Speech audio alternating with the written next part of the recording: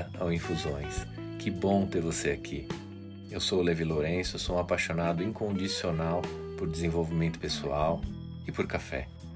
Meu trabalho é ajudar pessoas como você a se conhecerem melhor, a desenvolverem a inteligência emocional para viverem uma vida mais feliz, com mais autoconsciência.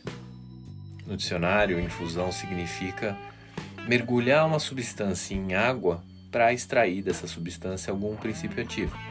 Aqui, infusão significa a gente mergulhar em informações para extrair de nós o autoconhecimento. O Infusões é uma pausa para quem quer investir em si mesmo. É uma dose quentinha de autoconhecimento. Então, pega essa xícara que eu estou te esperando aqui com o meu café.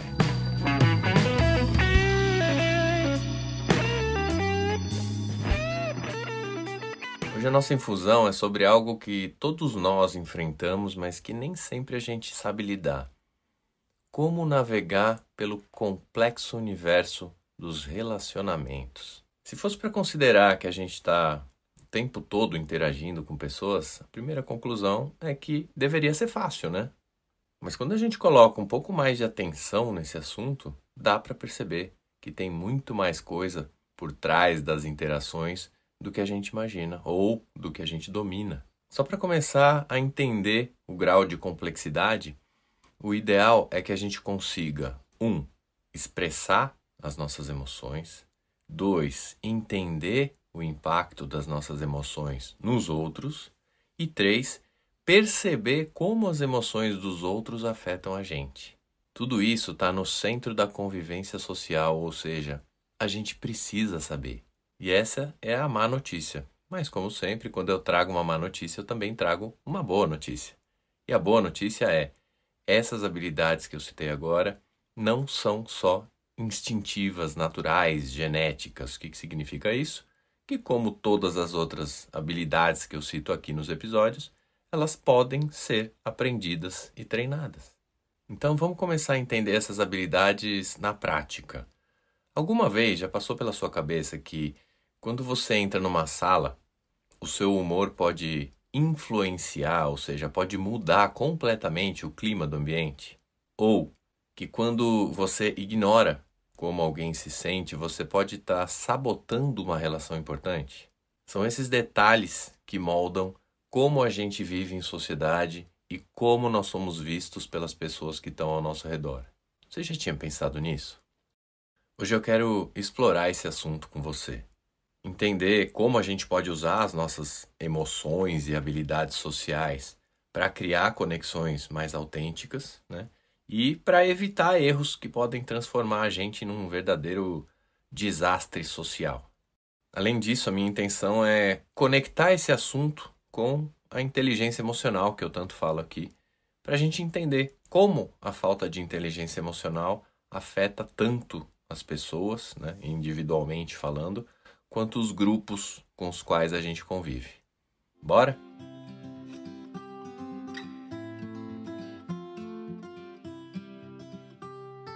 Você já percebeu que algumas pessoas têm o dom de transformar qualquer conversa num momento agradável? Parece que elas sabem a hora certa de falar, que elas sabem escolher o tom de voz ideal. Parece que de alguma forma elas conseguem fazer você se sentir bem só por estar perto delas. Isso não acontece por acaso. Isso é uma habilidade que começa com a capacidade de você entender as suas próprias emoções e se expressar de forma clara. Só que, expressar não é a mesma coisa que despejar tudo que você sente de qualquer jeito no outro. Expressar é encontrar uma forma de colocar para fora o que você sente sem desrespeitar quem está na sua frente te ouvindo. Existe uma coisa chamada contágio emocional. Você já ouviu falar? Sabe quando você está perto de alguém que está super animado e sem perceber você começa a se sentir mais animado também? Ou o contrário, né? A pessoa chega com aquela nuvem cinza em cima da cabeça, carregada, negativa, e quando você percebe, você está se sentindo irritado, irritada também? Esse é o poder do que a gente chama de contágio social. O contágio social ele é invisível, mas ele é muito poderoso. Por isso que saber lidar com esse contágio é essencial para a gente conseguir criar ambientes mais positivos. Um exemplo, você entra numa reunião, né, ou num encontro de amigos e você está de mau humor, mas não percebeu. O que pode acontecer? Você acabar influenciando todo mundo. Então, para cuidar da energia que a gente espalha, uma das perguntas que a gente pode se fazer, todos os dias, inclusive, antes da gente entrar, antes da gente ir para qualquer encontro, é a seguinte: que tipo de impacto eu quero causar hoje? Eu sempre digo o seguinte para os meus clientes: seja intencional com a energia que você quer levar para os ambientes.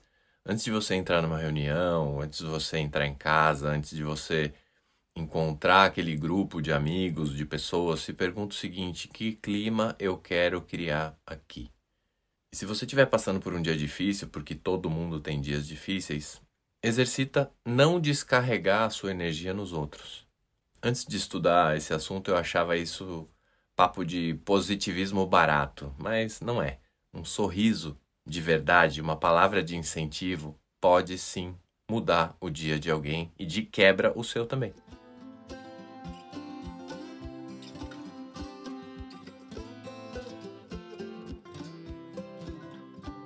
Além da inteligência emocional, que tem sido o tema principal aqui, existe uma outra inteligência que a gente chama de inteligência social. O que é isso? Inteligência social é a habilidade de você perceber como as pessoas estão se sentindo sem que elas precisem falar. Você percebe, você capta os sinais que a pessoa está dando. O jeito de cruzar os braços, a mudança no tom de voz, o olhar que desviou. E parece mágica, mas não é. É só observação. Só entre aspas, né? Porque hoje em dia muita gente faz tudo enquanto mexe no celular. Inclusive conversar com quem está ali na frente fisicamente. Então eu falei que é só observação, mas essa capacidade de observar, essa sensibilidade, não vem de fábrica. Tem gente que cresce num contexto que estimula essa sensibilidade, né? Mas tem gente que precisa desenvolver isso ao longo da vida. Mas, como eu falei, é algo que todos nós podemos aprender, principalmente se tiver um ingrediente na equação que é estar disposto a ouvir mais e falar menos. E Levi, por onde eu começo? Um bom começo é praticar o que a gente chama de escuta ativa. Na próxima conversa que você tiver, tenta ouvir sem já ficar pensando na resposta. Só escuta. Isso não só ajuda você a entender melhor o outro, mas também cria uma conexão mais forte. E aí, quais são os outros jeitos da gente desenvolver isso? Presta mais atenção nas pessoas ao seu redor. Se alguém está falando com você, olha nos olhos dela. Percebe o tom de voz que ela está usando. Presta atenção na postura do corpo dela. Isso não só melhora essa conexão, como te ajuda a entender o que a pessoa realmente está sentindo, mesmo que ela não esteja dizendo aquilo com palavras.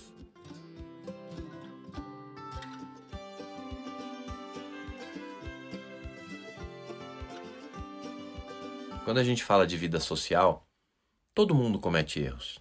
Mesmo quem busca o autoconhecimento não está imune, não está isento de cometer erros. Eu costumo dizer que só não erra quem já morreu. O importante é você estar sempre atento, porque alguns desses erros podem virar padrões. E aí que nasce o que a gente chama de incompetência social. O que é isso? É aquela pessoa que, sem perceber, está sempre ignorando os sentimentos dos outros, está sempre impondo as suas ideias ou criando tensões desnecessárias. Muitas vezes isso começa lá na infância, quando a criança vive num ambiente onde as emoções dela são ignoradas, são reprimidas. Isso, infelizmente, é o mais comum, principalmente se a gente for ver da geração Y para trás. Mas, como tudo na vida, felizmente é possível mudar. Como? Começa a observar o impacto que você causa nas pessoas. Interagiu com alguém? Se faz a seguinte pergunta: como a pessoa deve ter se sentido com o que eu disse ou com o que eu fiz? Esse tipo de reflexão ajuda você a ajustar o seu comportamento e a melhorar as suas conexões. Então, se você sente que você tem dificuldade de se conectar com as pessoas, começa assim, devagar, aos poucos. busca observar mais, ouvir mais, tenta se colocar no lugar do outro, que com o tempo você vai ver que qualquer ajuste pequenininho que você fizer na forma de você interagir faz uma grande diferença.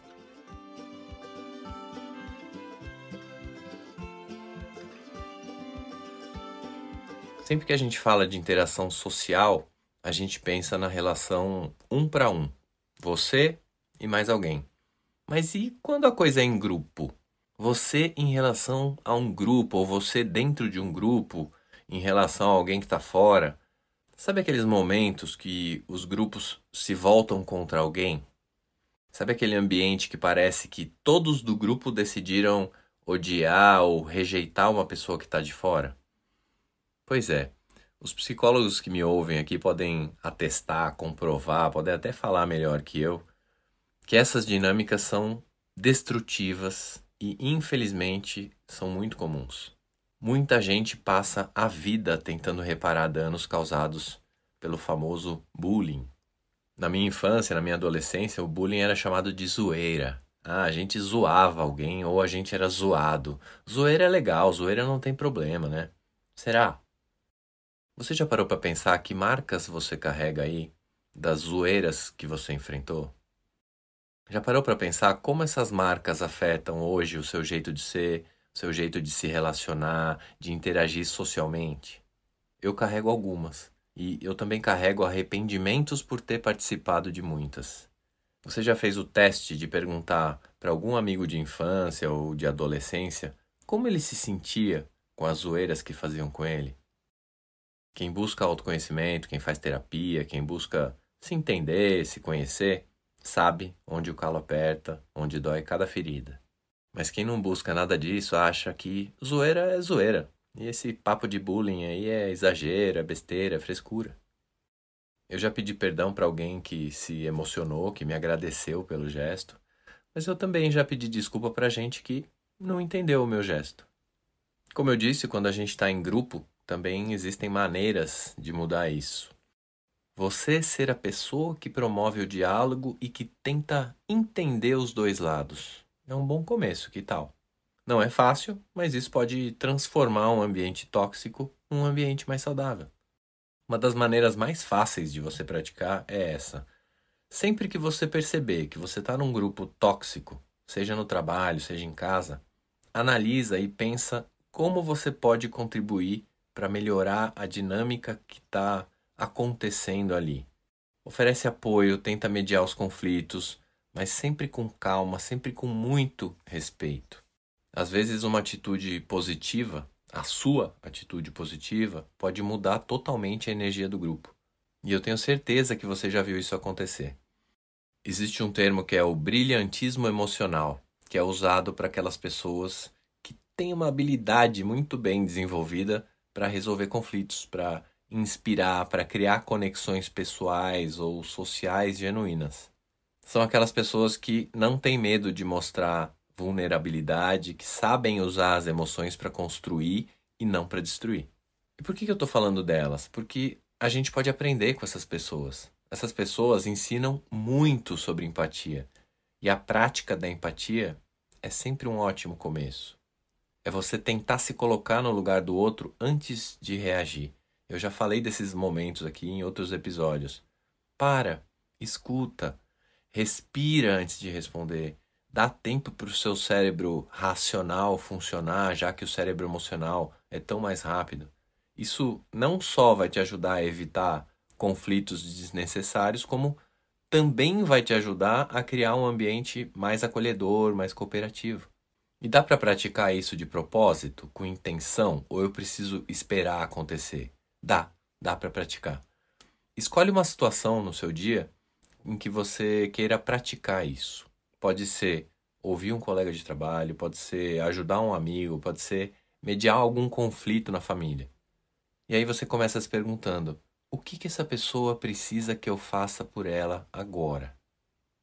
E aí responde de uma forma que mostre que você realmente se importa.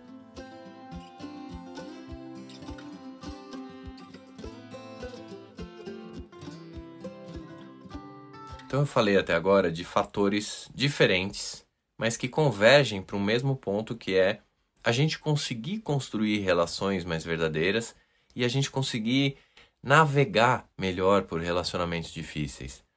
Primeiro fator que eu falei, viver em sociedade exige um equilíbrio muito delicado entre você expressar os seus sentimentos e você respeitar os sentimentos dos outros. A habilidade de você navegar nesse ambiente complexo depende de quê? Depende da sua inteligência emocional.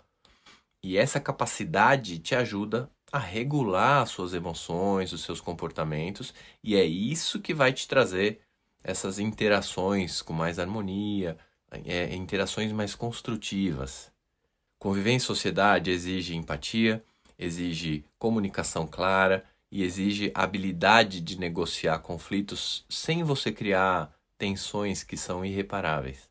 E aí quem domina essas competências consegue realmente construir redes de apoio sólidas, consegue colaborar de maneira mais eficaz nos grupos, seja na vida pessoal, seja na vida profissional. O segundo fator, expressar suas emoções, né, de maneira saudável é essencial para você conseguir um bom relacionamento social. Quando você reprime ou quando você expressa suas emoções de uma forma descontrolada, isso quase sempre vai causar mal entendido, vai prejudicar suas conexões.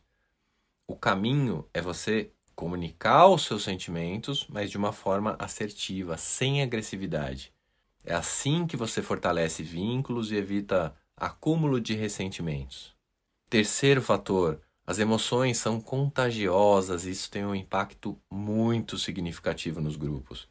Quando uma pessoa de um grupo expressa alegria ou raiva, os outros tendem a absorver, a refletir essas emoções.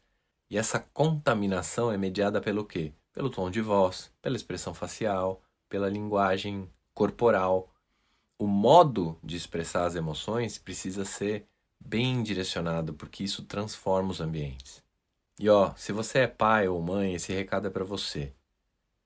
Ambientes emocionais disfuncionais durante a infância podem gerar adultos com pouca ou com nenhuma competência social. Pais que ignoram ou que reprimem as emoções dos filhos estão ensinando para eles que essas emoções são irrelevantes. Pais que usam comunicação agressiva ou passiva com a criança estão ensinando para ela referências inadequadas na forma dela lidar com os conflitos.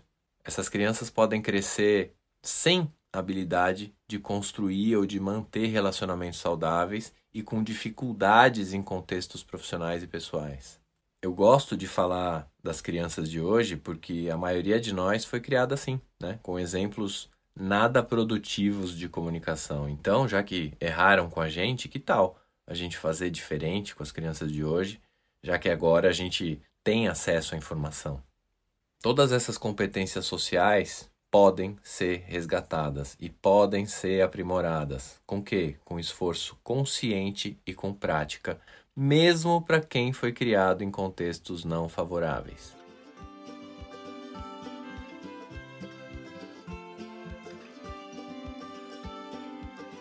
Quer colocar alguma dessas muitas coisas que eu falei em prática? Escolhe uma dessas ideias e aplica no seu dia a dia. Pode ser algo pequeno, pode ser observar as suas emoções antes de você entrar numa conversa. Ou, sei lá, algo mais profundo, praticar a escuta ativa. O importante é você começar. A inteligência social e a inteligência emocional são base para a gente viver bem em sociedade. Todo mundo precisa saber expressar as emoções de forma clara, entender o impacto que a gente tem nas pessoas.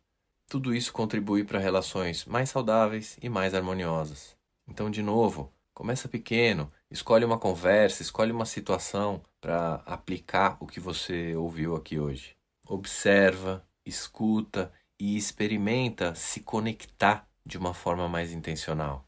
Eu espero de coração que essas reflexões tenham trazido clareza e inspiração para você colocar em prática e melhorar suas relações. Um abraço e até a próxima.